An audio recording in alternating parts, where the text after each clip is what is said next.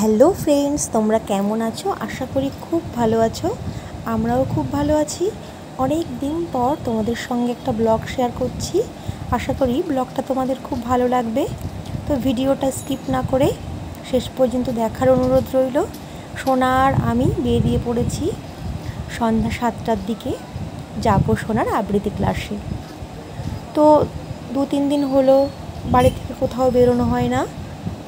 তো বেরিয়ে এবারে আমরা দাঁড়িয়ে আছি অটোর জন্য। এখন দাঁড়িয়ে থাকার পর অবশেষে অটো পেয়ে গেছি, আর অটোতে উঠে এবারে পৌঁছে গেছি বসুনগর 2 নম্বর। এবারে নেমে আমরা 5 মিনিট হাঁটবো।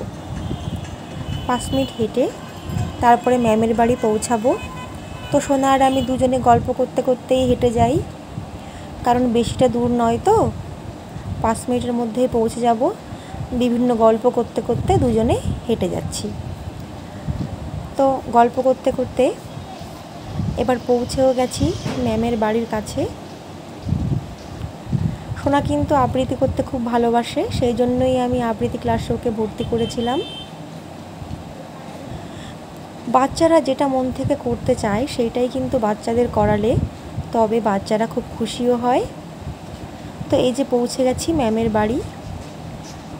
সোনা নিজে নিজেই জুতো খুলে নিচ্ছে। এবারে ক্লাসে ঢুকবো।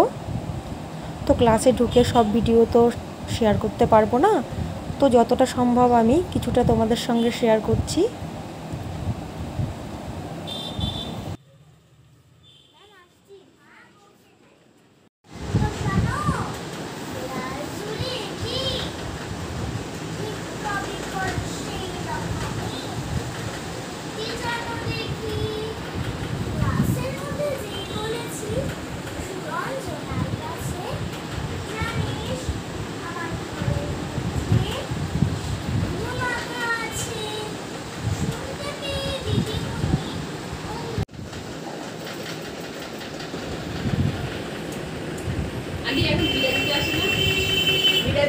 চলে গেছে, অনলাইন হয়, অনলাইন হচ্ছে তো কক্সবাজার চলে গেছে। হ্যাঁ, অনলাইন এনে বলে শনি আর রোববার করে এখানে আসার কথা। সময় আসলে আসে।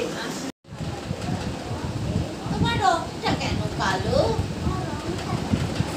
কালো বেড়াল বললে আচ্ছা কি ব্যাস ঠিক আছে।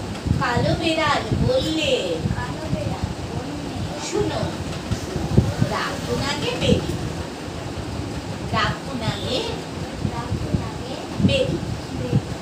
আমি যখন চলতেছিলাম চলছিল লোসে, কুচবিহারের রাজা ছিল। সোনার ক্লাস শেষ হয়ে গেল। এবারে আবার আমরা হাঁটতে শুরু করেছি। এবার হাঁটতে হাঁটতে আবার পৌঁছাবো বসুনগরে।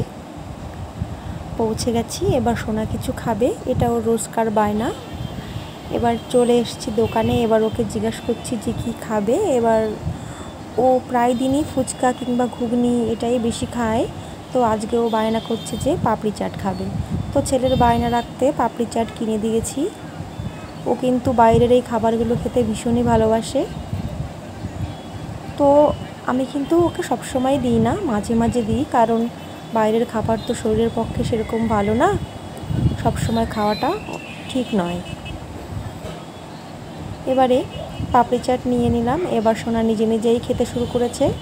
এইসব খাবার কিন্তু কখনোই মাদের খাইয়ে দিতে হয় না, আর খাওয়াতেও কিন্তু অসুবিধা নেই।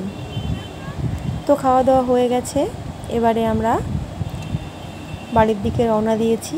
তো ফ্রেন্ডস, তোমাদের সঙ্গে ব্লগটা শেয়ার করলাম। তোমাদের ব্লগটা কেমন লাগলো কমেন্ট করে জানিও।